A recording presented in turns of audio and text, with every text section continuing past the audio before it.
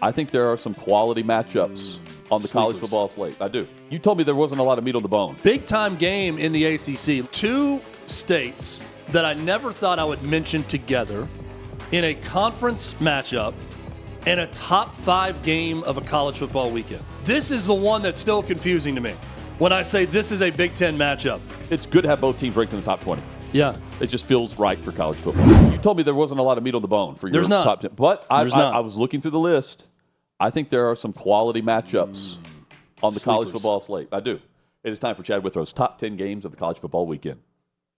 Need more reasons to watch college football? It's time to bang some hats. Here's Chad Withrow's must-see games this weekend. It's what I like to call a light week. Very, very light. A lot of teams on the bye week. Not a lot of big-time, high-profile matchups. But as Hutton says, I think you got a chance at some sneaky good matchups. Starting with game number 10, Mississippi State at Texas A&M. The Aggies ranked 6th in the country and a 14.5-point favorite, 7:30 Eastern Time on SEC Network. The Aggies won the last 2 of these matchups against State by a combined 51 points. How can Mississippi State flip the script? They're a lot better, first and foremost. They didn't win a single SEC game a year ago. They're going to win some games. They've already beaten a top 15 ranked Arizona State team at the time. They took Tennessee to the wire in an overtime loss. This Mississippi State team's a lot better. If they're going to have a chance to pull off the upset on the road, though, they have to limit penalties. It's been a big problem. Yes. It's a big problem against Tennessee. Turnovers were a problem against the Vols also. But certainly a game to watch in the SEC. So you called it last week. You said the Vols were going to struggle against Mississippi State on the road. Mm-hmm. Had they been hosting that game, would you be worried? No, and that's why I'm not too worried about A&M either. But I do think this game could be more competitive into the second half. It's a blackout game, too, I believe, for A&M. Yeah. Mississippi State may wish they were blacked out. Maybe by the time this game is over. We'll have to find out. That's right. Game number 9, Illinois wish they were blacked out for that awful loss against Indiana, 63-10. But keep in mind, in that game, pretty much their entire secondary was injured, out for that game. They got those guys back against USC. They gave up a bunch of points, but they win a thrilling shootout against the Trojans last week. This week, number 22, Illinois goes on the road at Purdue, 12 p.m. Eastern start time on Big Ten Network. Stay tuned. This could be a possibility for the big game game of the week with this Big Ten matchup at 11 a.m. Central Time. Luke Altmeyer completed 78% of his passes against USC. Purdue's quarterback's name is Ryan Brown. That's all I got on Purdue. Illinois at Purdue, game number 9. Yeah, I think they run the veer, actually. I think Herman Boone from Remember the Titans actually coaches their team. Did I read this right? Illinois is averaging 9 yards per attempt passing? Yeah, no, they could throw it. They're prolific through the air. Yeah, and Purdue's not great at defending the pass. Over-under's 55.5. Take the over. Yeah, take the over in this one for sure. Game number 8, number 14 Iowa State at Cincinnati. The Bearcats, a 1.5-point favorite in this game. It's at 12 p.m. Eastern Time on ESPN2. So, of the teams ranked in the top 15, Iowa State is taken the least seriously by a mile. I mean, look at this line. Cincinnati's not that good. They're a 1.5-point favorite over a top 15 team. I know it's in Cincy, but Rocco Becht in Iowa State, Matt Campbell's team, not getting a ton of respect. Keep in mind, too, Iowa State, they've beaten Iowa. They opened the season in Ireland, beating Kansas State. And they just beat Arizona by 25, who was undefeated going into that game. Iowa State, my pick to win the Big 12 before the season. I feel less good about that, having seen what Texas Tech is right now. Okay. But Iowa State, I think, is being disrespected by Vegas and by everyone else. I like the Cyclones to go into Cincinnati. Hutton, if it wasn't just a 1.5, I would take this. It's basically a pickle. In wrong team favored, but I'm not going to mess around with 1.5 points. I agree with you. And the other thing, there's something about the 11 a.m. Central kick that I like Iowa State in. Just on the road. I think it's going to be a sleepy atmosphere. Just for, the early games, I don't think you're sauced up enough. Iowa State was built for 11 a.m. kickoffs. Yes. Cincinnati, they need a little fire to their arsenal. High school recruits, Hutton, they signed with Iowa State saying, you know what I want to do? I want to play at 11 a.m. I want to play at noon. I want to play. We're in the Central Time Zone. Yep. I want to play in the morning. Yep. I want games to kick off in the morning, and that is why I'm a Cyclone. I want to play at noon, but not on Big Noon. Yeah. I want ESPN2. James Franklin, everyone else bitches about Big Noon kickoff, and they want to play at night. Brian Kelly hypes up LSU's night record at home as 17-1. And at Iowa State, Matt Campbell's boys say, Give me a breakfast. Give me a late breakfast brunch kickoff. Yeah, we'll take it all. And we love to live in that area right there. Game number 7, a team that's going to be playing a lot more at 11 a.m. is Clemson. If they continue losing at this clip, a 14.5-point favorite on the road at North Carolina. Bill Belichick's bunch, by the way, this game also 11 a.m. Central, a breakfast kick. Okay. Noon Eastern time on ESPN. Clemson's offense is bad, which is shocking, considering what we thought of Cade Klubnik and his receiving options coming into the season. North Carolina's offense is even worse. Now, the problem for North Carolina is somehow Bill Belichick, defensive guru, has managed to put a defense on the field that cannot stop the run at all. Yeah. They cannot defend the run. I think Clemson, they're a 14.5-point favorite on the road for a reason. They should get it going in this game, but Dabo versus Bill Belichick, Hutton, makes this worthy of game number 7 this week. Clemson's worst start since 2004. They haven't covered a game all season, and I see the 14, and I did raise an eyebrow to that. Yeah. Was it 14-0 the finals? Is that the expectation? Well, here? it's like I feel like they're going to win by 14 and not cover again because it's 14.5. Right. Take the under. I don't know what it is, but just take the under. Game number 6. This is a game that I'm not going to. Yeah, I'm not going to take the under in this one. All right. With these two offenses, number 24 Virginia at Louisville, big time game in the ACC. Louisville, a 6.5-point favorite at home. 3:30 Eastern Time kickoff on ESPN2. UVA is the current America's team. I know Vandy's going to be on game day, and that will change tomorrow. But with that win over Florida State, America was rooting for the upset. America was rooting for the Wahoos to get it done, and they win, and that set off the fastest field storming in the history of field stormings. No doubt. With a bunch of 100-meter champions, students running from the frat house from that hill onto the field Somehow there was a coach interview in Charlottesville. Yeah. I don't know how that I don't know how that happened. Well, they didn't find – I think it was just like the overhead shot, and they couldn't find where they were just in the massive humanity. But they found the coach. No, you're saying, the great job by whoever it was doing Virginia's ranked for the first time since 2019. They're playing great right now. I would not bet against them. They got a top 5 offense nationally. UVA does. And Vandy. Think about that. Louisville's undefeated, but it's been underwhelming. Miller Moss, their quarterback, he needs to get it going in this one. Louisville's also forced 9 turnovers in their last 3 games, but a big-time opportunity for both Virginia and Louisville. Virginia, unfortunately, has that loss to NC State already on their for ACC purposes, Louisville undefeated is in a really good spot. Virginia's got to go on the road and win if they're going to have a chance in what looks like a wide-open – outside of Miami – I don't think anybody is that good in the ACC this year. There's some good teams, but no great teams. Louisville has won the last 3 matchups here, but I'm taking the road. The Louisville's favored at home, right? 6.5, you said? Yeah. Yeah, I'm taking the points in this. So, game number 5, 2 states that I never thought I would mention together in a conference matchup and a top 5 game of a college football weekend. Washington at Maryland. That's right. This is a Big Ten game. This is the one that's still confusing to me when I say this is a Big Ten matchup. Hutton, this game is going to be at 3:30 Eastern Time on the Big Ten Network. It's the second time ever these programs have played. The first time, I know you remember this, the 1982 Aloha Bowl, in which Washington won 21-20. You were born that year, right? I was born in February of '82. So I would have been 9 months old, I think, when this game took place. Not a lot of times these two teams meet. No. Maryland's undefeated. They've yet to really be tested this season. There's no Oregon, Penn State, or Ohio State on their schedule.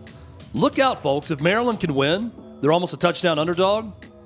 Yeah, they're going to have a really good shot to go on a run and maybe lose a game or 2 this year, and that's it. Schedule's very advantageous for the Terps. Toughest road game is Illinois for Maryland. Malik Washington versus Damon Williams. Really good quarterback matchup to watch in this one. Washington, Maryland, Hutton. I can't believe I'm saying it. Top 5 game of the week. Meanwhile, I'm just looking at the schedule here. Washington wins over Colorado State, beat down UC Davis, Washington State, and then lost to Ohio State. So they're coming off that. But they have matchups with Illinois, Michigan, Rutgers, and Wisconsin straight ahead. So in the long road trip, I'm just, I'm looking at this thinking they're the road favorite, but maybe take the points at home in Maryland. If Maryland finds a way to win, everyone's going to just peep that schedule and say, okay, they could be in the Big Ten championship game. Just straight defense. They could not lose 1 or 2 and be in the championship game. with that schedule. And that's not. Yeah. This is not a testament to Maryland. It's a testament for you get that many teams in a conference, and you're going to have wildly imbalanced schedules. That's right.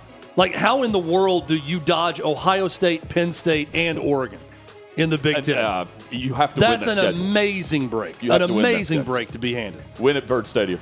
Yeah, that's incredible for. But congrats to Mike Loxley in Maryland for the league office giving you that schedule. Game number 4, let's get to it. Number 11, Texas Tech, a 10.5-point favorite on the road at Houston. Both teams undefeated. This game at 7 p.m. Eastern time. Tech is a team to keep an eye on after the road win at Utah. That surprised me.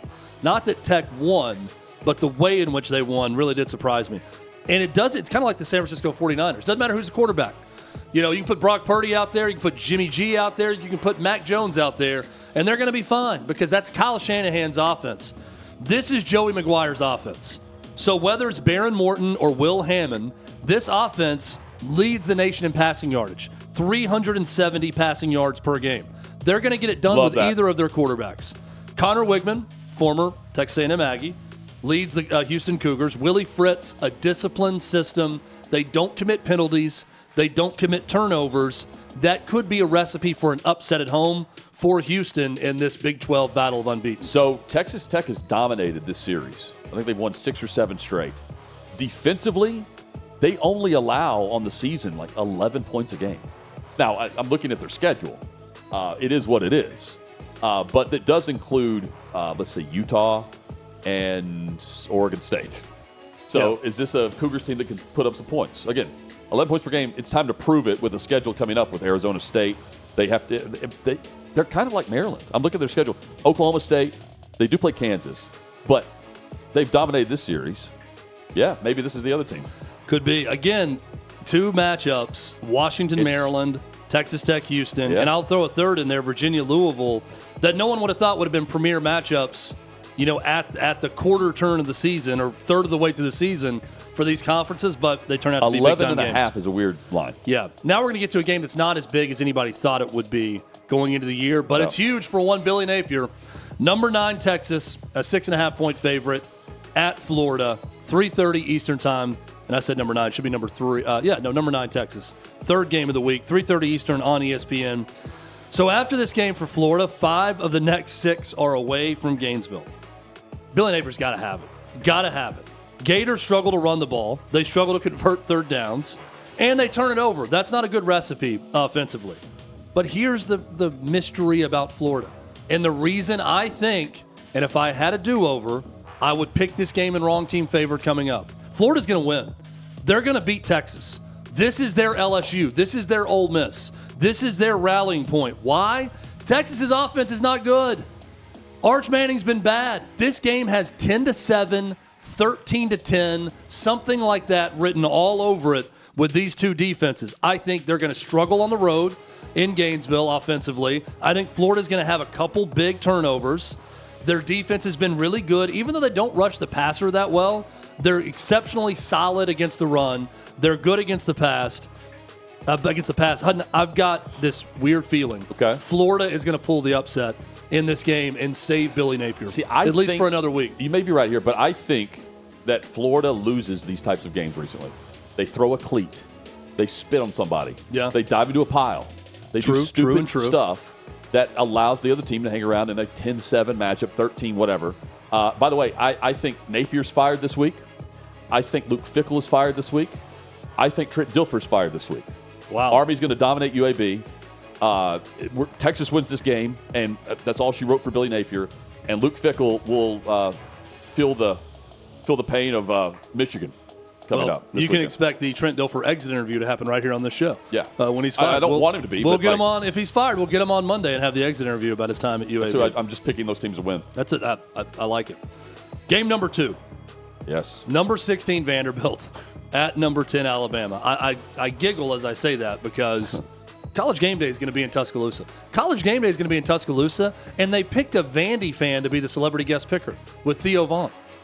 Everybody's talking about Vandy, so much so that ESPN doesn't even pick an Alabama guy because everybody wants to see Vanderbilt roll into Tuscaloosa, and beat the Tide. He does look like a Bama fan, though. He does. He's got the mullet. He looks more like a Bama guy, but he is, in fact, a Vandy guy. He may be dating Diego Pavia's mom by the end of the interview on Saturday. I'm not kidding. Maybe he makes out with Mrs. Pavia post picking Vandy. Maybe that's how he does his pick. I don't know. I hear Johnny Manziel's going to be there. Johnny Manziel's going to be there. Wow. Alabama's a 10.5-point favorite in this game, and they are for a reason. This is 3:30 Eastern Time on ABC. Is this some version of Diego Manziel in this game? Why do I ask that? Nothing got to an Alabama Nick Saban defense the way Johnny Manziel did. They could not defend him. Diego Pavia on the season, 75% passing, 1,200 yards, 13 TDs to 3 INTs. Bama's defense is yet to allow more than 155 passing yards this season. Ty Simpson is averaging close to 300 yards per game. He's yet to throw an interception on the year. He has been terrific. Yep. Vandy had the ball for 42 minutes and 8 seconds a year ago in this game. And they had a pick six. And they only won by 5 points. Bama big. I mean, big, big, big. I'm talking at least double digits. I think that this, I'm going to hammer this minus 10.5 for Alabama in this game. I'm going to save Hutton's Thunder for a little bit later, but I do not like this matchup and what Vandy's walking into. And you look inside of some of Vanderbilt's numbers, even against South Carolina, they're a little bit misleading so far this year. And I think Bama's got the defense to slow down. It's a good offense. And Jerry Kill is awesome. Tim Beck's awesome. Bama's got what it takes to slow them down. Winner of this game, the quarterback is the Heisman favorite. Certainly for Pavia. I think there's no doubt about it. If Vanderbilt wins, you're thinking on how this game goes, Simpson would be that guy. Could be. Yeah. Could be, because there's no obvious candidate right now. Yep. Game number 1, Miami at Florida State. Old-time Sunshine State rivalry here. Number 3, Miami. 4.5-point favorite at number 18, Florida State. It is great to have this game. 7:30 Eastern Time on ABC. FSU is trying to avoid going 0-2 in the conference. Of course, they lost last week on Friday night to Virginia in overtime. Virginia rushed 49 times for over 4 yards per carry. That's not great against Miami. Virginia's Chandler Morris hit 74% of his passes in that game. So what does Florida State's defense have for Carson Beck? What does all this mean for Carson Beck? Miami's defense actually held Notre Dame, Florida, and USF to 2.8 yards per carry. Gus Malzahn wants to run the football. He's going to be stubborn about it in this game. Can FSU run it well enough to get the job done at home against Miami? Reuben Bain Jr. for Miami as a pass rusher has been awesome this year also. So big-time game, my number 1 of the week. Taking the Canes here, Chad, and it's just because of the convict at quarterback. The convict. Carson Beck. Convict. Catholics versus convicts. I want to know if Carson Beck will convict him. He does. He's legit. And that's for that reason I'm taking Miami. And it's good to have both teams ranked in the top 20. Yeah. It just feels right for college football. It's good. This game. This is number 1, by the way. I'm with you on this. Yeah, it feels like this game should come down to a kick, like the old day in the 90s. There was always a missed kick. Seemingly for Florida State in this game. This it feels like a game that could come down to Bobby a kick. Bowden, talking a little trash after the game. Yeah, well done. Never, ever in my 35 years of coaching have I ever been accused of foul play. This episode is brought to you by Prize Picks. You and I make decisions every day, but on Prize Picks, being right can get you paid. Don't miss any of the excitement this season on Prize Picks, where it's good to be right. Prize Picks, simple to play. You just pick more or less on 2 to 6 player stat projections, and if you get your picks right, you could cash in. It's also available in 40 or more states, including California, Texas, Georgia, and Prize Picks puts their users first. So all withdrawals, they are fast, safe, secure. Venmo, Apple Pay, MasterCard, and more for quick and easy deposits into your account this football season. Check out Prize Picks. Wrong team favored. Chad, you let me go with the you saved my thunder here for wrong team favored. Vanderbilt. Give me the 10.5 for wrong team favored. And I'm adding this to the list. I've won 4 straight. We've done very well in this area in the wrong team favored, all of us collectively. You've done a little better than the rest. 4 straight, but I mean, we're having like wins all over the place. Just outright winner, Vanderbilt over Alabama. Pavia last year in the win. 80% completion percentage, 252 yards passing, 2 touchdowns. He also carried the ball 20 times. He's got 300 yards rushing this year. He's passed for 13 touchdowns. He's thrown 3 picks. But he seizes the moment. I think Ty Simpson does too. I think this is a great game, but I'm taking Vandy in what's a kind of a storybook season for them. And they would be the first bowl-eligible team. Yep. 6-0. Crazy. Hutton, I'm going to go ahead and declare it. If you win this, you've won the competition with this 10.5 point. I think you're going to have a comfortable enough lead at that point that we're going to have to start throwing Hail Marys to catch you if you get the 10.5 points this week. I'm going to go ahead and try to collect 6.5 this week. I'm going back to a game featuring Miami. I picked Florida over Miami earlier in the year. Did not work out. Did that in week 4. I'm going Florida State over Miami this week for – what did I get it at? I got it 4.5, not 6.5. I think Florida State wins at home. I think this is going to be Miami's maybe their only blemish on their record all year. Okay. They're going to bounce back after the tough loss of Virginia. Give me the Noles, but I'm telling you right now, I actually feel better about Florida over Texas at home. But we'll take the 4.5 with Florida State. Adam, who are you going with this week? Guys, I'm going with Mississippi State this week after watching them run the ball against Tennessee's defense last week so well with Fluff Bothwell. If you're gonna get an upset, you got to be able to run the ball, and they can run the ball. So I'm taking a big swing. My strategy has been to just chip away with small spreads, but Hutton's got a big lead, and I would hate myself if I didn't take a big swing. But like you said, we've been really successful in the games that we've missed. I've been keeping up with these. We're not missing by much. No, we're not. There's another universe where we're all doing even better than we're already doing. Yeah, tell Clay about that. We need to show that on our prize pick draft. Exactly. How close we've been. Exactly. It just shows the Zud and the red, negative. Like let's show how we only missed one on these. We need those percentages next time. Let's head to NYC. Sean, your pick this week? I am taking the Cal Golden Bears against Duke. Duke has given me back-to-back no weeks, huh? Okay. Duke has given me no confidence. This JKS quarterback from Cal is insane. Jaron Q. Sagapuliatelli. Tough name, tough player. Yeah, he is legit. I'm telling you, the freshman arm for this kid shouldn't be possible, but it is, and he's just a killer out there. I love him. Love this pick.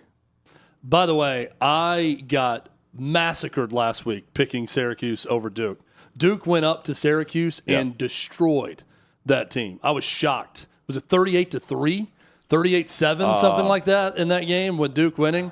So I hope Sean has. I wish Sean better luck than I had picking against Duke a week ago with Syracuse. We should all head to Prize Picks. Download the Prize Picks app today, and you can use the code HOTMIC. HOTMIC, get $50 in lineups after you play your first $5 lineup. That's code HOTMIC to get $50 in lineups after you play your first $5 lineup. Today, Prize Picks is good to be right. It's good to be right. It is. Let's be right. Yes. We've got John McClain coming up. I got a big game, Beth game of the week. First is Blaine Crane. Oh, you do? I do. Oh, yes. Okay. Yeah. My bad. It's time for the Beth Mowins game of the week.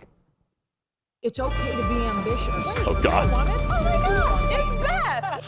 Oh, I was. It's not Titans Cardinals. I was ridiculed for this in the room here because I think it was Tyler who said, "How can a big game Beth Mowins game of the week actually appear in your top 10?" But this may be a first and an only time. It's the region of the country. The big game Beth Mowins game of the week is in my top 10. Game number 9. Illinois at Purdue at 11 a.m. Central Time kickoff on Big Ten Network. This is screams big game. It does. The damn global warming is killing me over here because I need this game to be in the 50s. I mean, it's going to be 80 degrees at kickoff. It needs to be gray, cloudy and 50. West Lafayette's going to be 80 at kickoff at 11 a.m. I need at least 60s in gray for this to truly feel like a big game Beth game of the week. But Illinois at Purdue, this is the game Beth Mowins should be calling. And it's another chance for me to say to Fox, who owns Big Ten Network, bring her home. Embrace her. Envelop her with your arms. Every Big Ten Network game, she's perfect on the season. Every Big Ten Network 11 a.m. kickoff is tailor-made for the sound of That sound needs to be on this game. Thank you. Chad, I love this feature. I apologize for not remembering to get to this because I just assumed she's going to be on the call for Titans Cardinals, like she was Titans Texans. Good.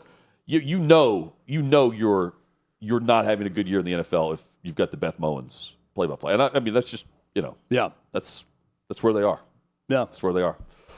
This is perfect. Illinois Purdue is perfect. It for the big game, Beth. Screams big game, Beth. That's right. Got Blaine Crane straight ahead here on OutMic.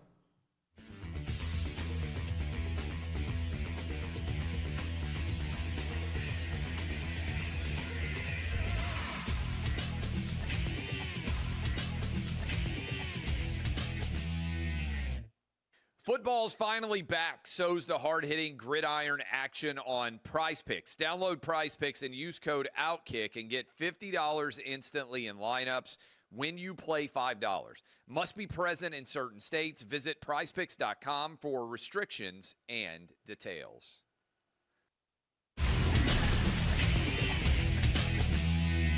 Man, we love having the guys on from Crane & Company. And Blaine Crane joins us now here on Hot Mic with Hutton and Withrow, OutKick.com. Good to see you, Blaine. Hope things are well, man.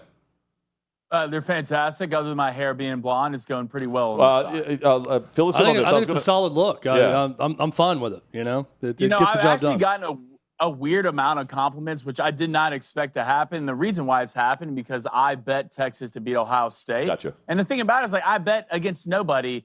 I just said it myself, so it's the last time I'll trust Arch Manning and Steve Sarkisian to beat somebody big. But look, it could have been worse. All right, it could have been the shock collars that you guys did. I'll never do it again. Yeah, First of all, our producer cannot have that much power in her hands. It's just unacceptable. Legitimate hurt. Now I know why dogs will not go outside.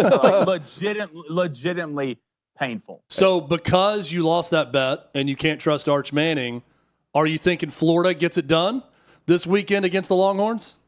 I think Texas squeaks it out, and this is why. I think what DJ Lagway has turned into this year, I just can't understand it. There's a couple quarterbacks in his boat that I just don't understand the regression. Cade Klubnik, can't explain it to me. Nussmeier at LSU, if he's hurt, you can't explain it to me. And maybe you point the guy at the head job and Billy Napier. He's the play caller. He's the quarterback guy. But at the end of the day, both these defenses are extremely talented. There's NFL players running around everywhere. I just trust Steve Sarkisian a little bit more when it comes to dressing the table and play calling and making it a little bit easier for Arch to get it done. I think it's close. I don't think it's a crazy bet to take Florida for the game being at Florida. But I think Texas and Steve Sarkisian, just his trickery and his mind games will get it done. I think it's close, but I think Texas wins. All right, so can Vandy do it again to Alabama? Yes. Last year, they played well, and then they played like crap, and they played well. And this year, we've certainly seen the ups and downs of Alabama football, and we've seen Diego Pavia just pick up where he left off. And actually, he looks better.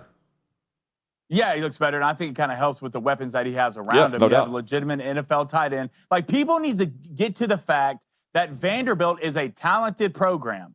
This isn't your dad's Vanderbilt. This isn't your grandfather's Vanderbilt. And one thing that makes them even more dangerous is they know exactly who they are week in and week out. A team with identity can beat anybody on any Saturday. And the reason I'm taking Vanderbilt in this game is this. One, Vanderbilt's not going to sneak up on Alabama anymore. This isn't a trap game like you like to hear around the country. This is not it. Alabama's going to be ready, but I think Alabama can get into a boat that's scary when it comes to pressing too hard. Trying too much to go get the win. And if someone reaches, you got to teach. Then what Vanderbilt does is they limit possessions, right? They make your offense have to go down with the possession that you have and get points. I think Vanderbilt wins this game. And the one stat that I'm going to look at, because you go back and look at the Alabama-Georgia game, Alabama played a very clean football game. 4 penalties, 0 turnovers. Obviously, you didn't score a point in the second half, but your defense held up, and that's just Kirby Smart being Kirby Smart. But what Vandy does is they keep the ball away from you, and I think Alabama is going to get a little bit in trouble when it comes to the red zone, more field goals and touchdowns. I have Vandy winning this football game, and what a world we live in college football where Kalen DeBoer is 2-0 versus Kirby Smart and 0-2 versus Lex Luthor over there. I saw this roster age breakdown chart that was posted, and I look at this and I think, boy, Vandy has really got a solid template to how to become like the Butler of college football, where you get old and you stay old, and you can always beat teams that are more younger but more talented, being Vanderbilt, and they could stay relevant that way. 40% of their roster are either seniors or graduates. Guys in their 5th, 6th, or 7th year, 40%. They're the oldest team in the SEC by a lot. To contrast that, Alabama's 20% of their roster, only 1% graduate, 19% seniors. Tennessee, the youngest in the SEC by a mile. 50% of their roster is freshmen. They've got 10% seniors or graduate students. And I saw that and I'm thinking, yeah, that makes perfect sense when you bring in all of New Mexico State's offense, with you as graduate players. You can't. Well, the good thing about Vandy is there's nothing you can do to surprise them, right? Well, I mean, what can you do? They're all 30 years old. They have to go home after practice. They have to go home and take care of their family. Yeah. And at the end of the day, it all starts at the quarterback position. All right, that's where it all starts at. In any football program, anywhere in college football, it starts at the quarterback position. And look, Diego Pavia has come out, talked a lot of trash. I mean, Theo Vaughn's taking his stepmom out on a date. There's a lot of good things happening at Vanderbilt. I'm just telling you, this game lines up perfectly for who Diego Pavia is. So Arkansas fires Sam Pittman. Bobby Petrino is going to get a shot at the job, which is the most SEC of storylines and very funny on its face. What should Arkansas fans expect from that program? We know it's better than what they're getting right now, but how much better is it in the current landscape of the SEC? What should the expectation be? What makes sense for Arkansas moving forward? I will say this. It just feels like this whole thing, the way it transpired, feels extremely odd to me. It almost feels a little bit like a coup. Like, it really does. I can't remember what movie that was with Tom Cruise where he had the eye patch. He's with the Germans. I can't remember. Valkyrie, yeah. Valkyrie, yeah, that's it. This reminds me of this. Like, we knew Sam Pittman was on his way out, but Bobby Petrino has been making his ins and outs to get to where he is. And look, I don't think it's going to be a bad hire, especially with Taylor Green there. Everything's going to be fine. But the one thing that worries me, and I'm pretty sure it's Arkansas's athletic director, came out and said Sam Pittman didn't have the money that we needed to really have this program compete at a high level. And when you come, well, first of all, whoever his PR guy should be fired. Should be fired immediately. That's the last thing you say. Yes. You don't say bomb when you're on an airplane, right? And he literally got on that interview and did that. But I don't think Bobby Petrino's the answer. But the real question is what can you go get? I don't think Rhett Lashley is coming from SMU. SMU is a better job than Arkansas right now in NIL. I mean, all the money that they have, and you fire Travis. So at this point, Arkansas, look, I think you can be good enough to win 8, 9 games. I don't think you're going to make playoff runs. I just don't think that's in the cards anymore. So what's the right fit for them? Because I'm telling you, that guy sitting over there at Tulane this year is going to have a head job somewhere, and I wouldn't be surprised if it's Arkansas. So are we going to see Hugh Freeze survive at Auburn? Nope. How soon does that go down?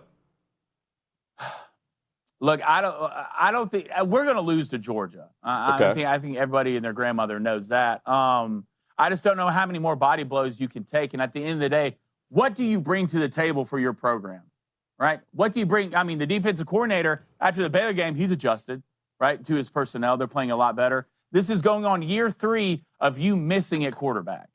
And I knew it was over but when he brought Peyton Thorne back the second year. You're supposed to be the quarterback guru, the offensive genius. This offense you are 1 in 28 on third downs in the last 3 games. That's hard to do. I could get 10 buddies and go out there and do better than that. It's just I just don't know at what point is enough.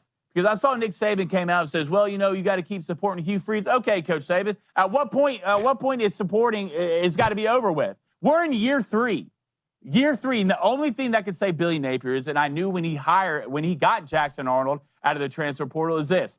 Jackson Arnold got benched by his 4th game when he was at Oklahoma. I don't want to hear the injuries things that plays into somewhat, but he fumbled and took too many sacks. He's already taken too many sacks at Auburn, right? So at what point do you just have to look around the program and see what the problem is and know it's Hugh Freeze? Look, I wanted Hugh Freeze to be the head coach, and I wanted Hugh Freeze to do a good job, and he just hasn't delivered in that, and it's his fault. The offense is regressing, and the only thing that can save him, which probably won't happen, is the Billy Napier effect. You got to put Deuce Knight in, and maybe he can save your job, like DJ Lagway said Billy Napier's job. Well, and spot on, and also when it's your side of the ball, right? When you're Hugh Freeze and the defense is playing really well and keeping you in games and your offense can't do anything. Same, you mentioned it for Billy Napier. You're an offensive guy.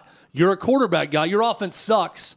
Your defense is bailing you out. Even Derek Dooley in year 3 at Tennessee, who was an offensive coach, had Tyler Bray slinging it all over the field. All over the place. They were losing 45-38 every game because he hired Sal Sunseri, who sucked as a defensive coordinator, and it cost him his job. So, I mean, I'm with you. You could fight for Derek Dooley more in year 3 at Tennessee than maybe Auburn and Hugh Freeze if this continues to go downhill.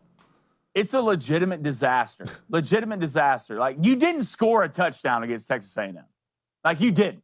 You did. And the defense caught a pick and went 80-something yards and got tackled at the 1. You didn't. You had negative yards in the fourth quarter. Hugh Freeze has the worst record in the SEC when it comes to one-possession games, right? Look, it hurts. This is a tough business, but you get paid a lot of money, buddy. There's winners and there's losers. And right now, that Auburn offense and Hugh Freeze is a loser.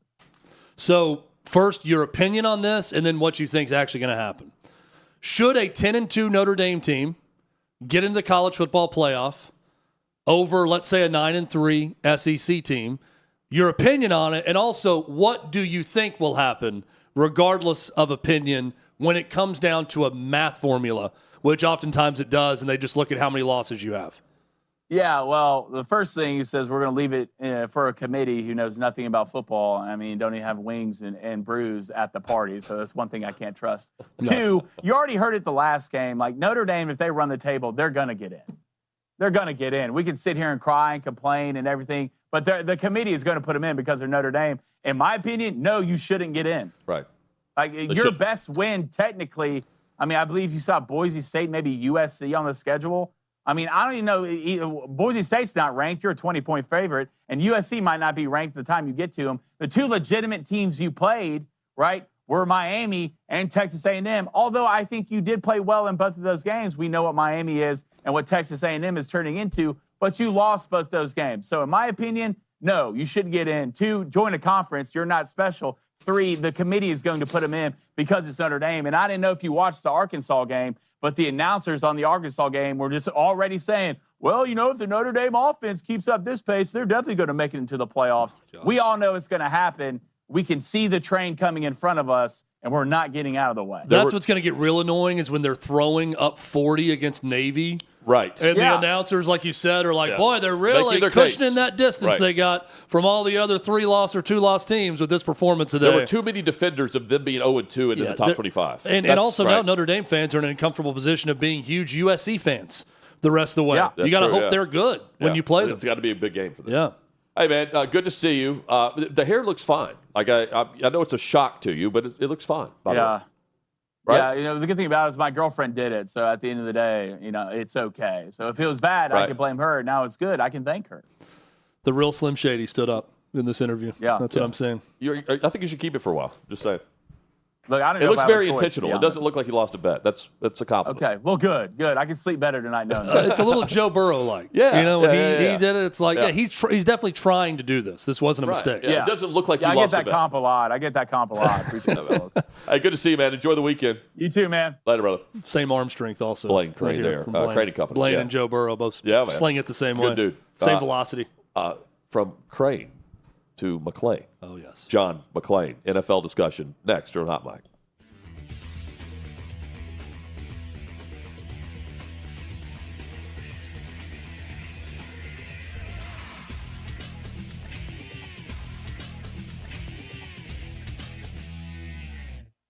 Football's finally back. So's the hard-hitting gridiron action on Prize Picks. Download Prize Picks and use code OutKick and get $50 instantly in lineups when you play $5. Must be present in certain states. Visit prizepicks.com for restrictions and details. 6th and Peabody. Excuse me. 6th and Peabody. Can I say that again? It's a lot of congestion in this room. 6th and Peabody with Yeehaw Beer, Smoky Moonshine. The air is thick. Very thick. The air is thick with moonshine today. Yes. It's a great sense to breathe in. Watermelon moonshine. Yeah, just right. But 6th and Peabody, our location. Hot Mic Hunt and Withrow. John McClain joins us. You can follow him on social at McClain_on_NFL. I like to throw in a few more underscores after there as well. He's covered the NFL for, nearly 5 decades. John, good to see you. Good to be seen. Hey, the best team in the NFL is Buffalo, right? I think Buffalo, but still Philadelphia is the reigning Super Bowl champion. The Eagles are unbeaten, so I would put them first. Buffalo's second. My 2 preseasons, Buffalo and Detroit, are both doing really well. Yep. I don't think Philly will repeat. But right now, it'd be hard to pick against the Bills as great as Josh Allen is playing. So, what has happened to Baltimore? Because I've got Baltimore winning the Super Bowl. First of all, I heard this on ESPN from Dan Orlovsky yesterday.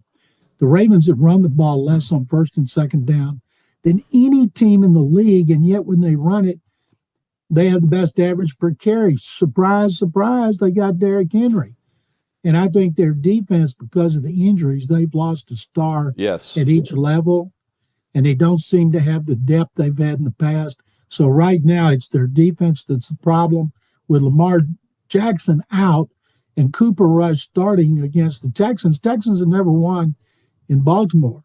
So to me, this is a get-well game for them as long as Derrick Henry is suiting up. I think that the Ravens should be favored, not the Texans. I said this is more or less a play-in game for the playoffs to me, like a wild card game. It just feels like that because of the records of both teams and where Baltimore is injury-wise, and the fact that Houston's off to the slow start and Indy's being Indy right now, which is crazy, Chad. Well, and John, I got to get to the Texans and Titans game this past weekend because you're a guy who covered an expansion team with the Houston Texans.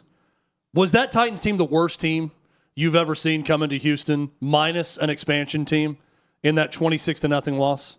I think the offense was, if Joey wide right, could have hit 41 and 43-yard field goals, it would have been 6-6 in the fourth quarter. Texans have had one good offensive series in 4 games, and it was against the worst team in the league. I was surprised Brian Callahan didn't get fired. It looks to me like he's on a week-to-week basis, and they'll get beat at Arizona. But that offense, the receivers are terrible, and they don't have anybody to help Cam Ward throw the ball in their offensive line, which, based on the resources, should have been a lot better. To me, it's the offense is the disappointment. The defense is still pretty good enough to win a game or two. But, boy, that offense is an abomination, and I feel sorry for Cam Ward.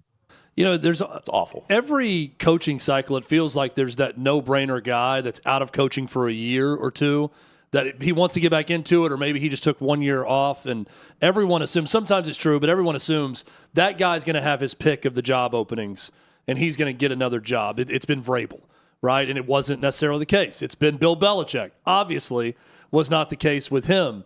Is Mike McCarthy that guy this next coaching cycle? And is he someone that everyone's going to talk to and he's going to have a pick between, let's say, 2 or 3 different jobs? Absolutely not. I can't see anybody getting a buzz off Mike McCarthy. And Pete Carroll had one opportunity. And Pete had won national championship in college and a Super Bowl and should have won 2 Super Bowls. Bill Belichick had one team that talked to him, and that was Atlanta, and they didn't want him. Mike Vrabel, I thought, would have come back a year sooner, but they weren't lining up at his door. Now they were this year, and he was lucky that the Patriots wanted him, and they had the most cap dollars and a good young quarterback in Drake May. But I don't think there's going to be multiple teams interested in Mike McCarthy. I think they'll be more interested in going the coordinator route. But if McCarthy wants to work, he'll probably get another job. But I don't think people are going to be clamoring for him. Do you have a guy in mind that could be that hot candidate, even if it's a coordinator? Ben Johnson, right, got all the buzz from a year ago that he was going to have his pick of jobs. He was going to go somewhere. Is there that obvious coordinator for someone like the Tennessee Titans who are definitely going to be hiring a new coach? Boy, you caught me off guard, Cadillac. If you'd asked me before the season, a guy that I've watched closely and saw him a lot near the end of last season because the Texans played the Ravens, Zach Orr, a former player. Zach Orr is a really good coach, but now his defense is terrible. It's not because he went brain dead over the offseason. And I wonder if teams now are going to be reluctant to hire an offensive coordinator from a successful team who didn't call plays. Now, Kevin O'Connell didn't call plays, and he's one of the best coaches in the NFL. What I think will happen is some guy will get fired. that we're not expecting to get fired, and he will become the hot candidate. And I have like when Andy Reid got fired by Philadelphia after one bad year, nobody thought that he would. And boy, the Chiefs were all over him, and what a great deal that turned out to be.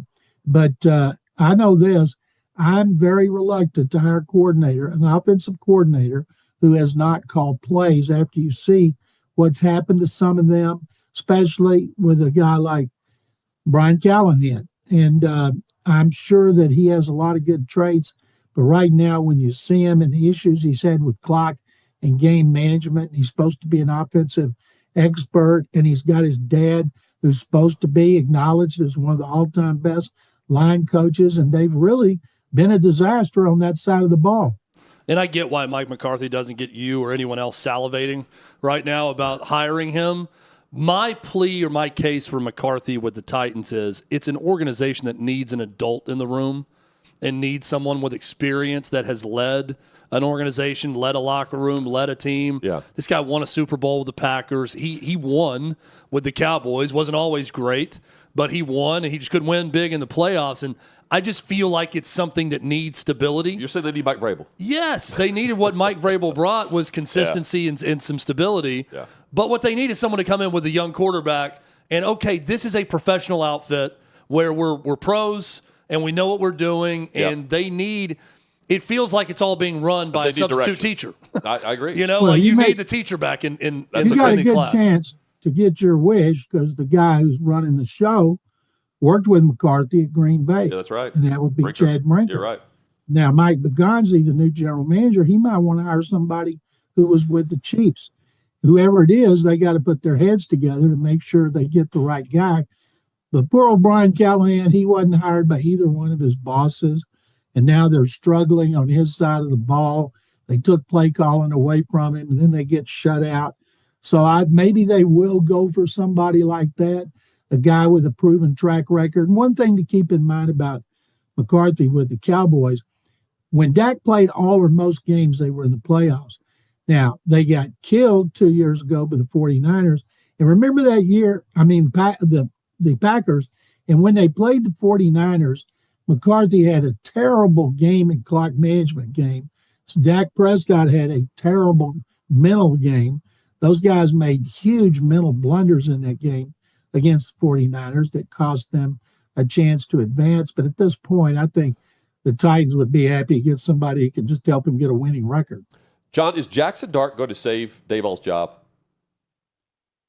Boy, he's had one game where he won, and he didn't throw a lot. Now everybody's acting like he's the savior. Let's see a body of work. I saw people saying, boy, the Titans screwed up because they should have taken Jackson Dart. Give me a break. That may turn out to be what it is, but the guy's had one game. So will he save Daboll's job? I don't know. Usually you play a rookie quarterback, you've got more of the rope. That's right. And before you hang yourself. So maybe he will, but Dart's got to show improvement. It's hard for Cam Ward to show improvement when he doesn't have players around him. And at least the Giants, they have a running game. Titans, Tony Pollard, he should have carried the ball more against the Texans. That game was close until the midway through the fourth quarter, and they didn't run the ball enough. And he was running well. So everybody's got a lot of questions for the Titans. Brian Callahan is the favorite to be fired first. And I'm stunned that Amy Adams Strunk didn't fire him after getting embarrassed and becoming the victim of the Texans' first shutout since 2010. And the first Titans shutout since what? 2009? 2019. Okay, there you go. 2019. Hey, final thing for me. Dylan Gabriel starting for Cleveland. I said this yesterday. Shador's going to start at some point this season for Cleveland. It's the beginning of October, and we're already the clamoring for a third-string quarterback. At some point, he will start. What do you make of the miming in the locker room? And we're just getting started with this. It's like a lot of people are saying, why aren't people talking to a third-string quarterback? I thought it was kind of clever, but just more things that he brings attention to himself. And when he gets to play, I hope he does well. They like Dylan Gabriel. I was in Canton working on our documentary 2 weeks ago and talked to a couple of people who covered the Browns forever, and they all like Dylan Gabriel. The guy's got a great arm. He's got a gun. He's smart. He's got great college experience. they think he'll be better than Flacco. Of course, Flacco hadn't been good since late in the 23 regular season. Don't know why he keeps getting jobs, but it's Gabriel. Gabriel will get hurt.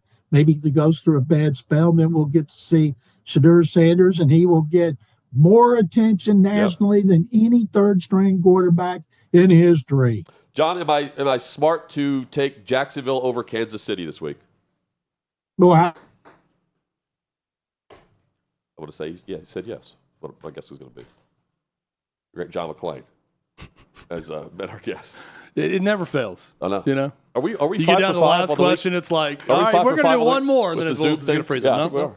That's the universe saying that he was done before that. You know what? Zoom would be better on Monday. Yeah, he said he was done before that. Yeah, one too many questions for him. We will certainly recap what's going to be a fun week of football, or fun weekend of football. Hope you'll join us 11 a.m. Eastern. Yep.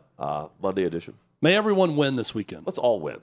Everyone win. Whatever your winner may be, let's everyone win. If we had a cold beer right now, we there are plenty of games I watch and I'm thinking, I wish both teams could lose. If there was a way for that to happen, that's what I'm rooting for in some games. Yeah. This is a weekend where I want everyone to win. Cheers, and we'll chat Monday, 11 a.m. Eastern. Hot Mic, Hunter Withrow right here at OutKick.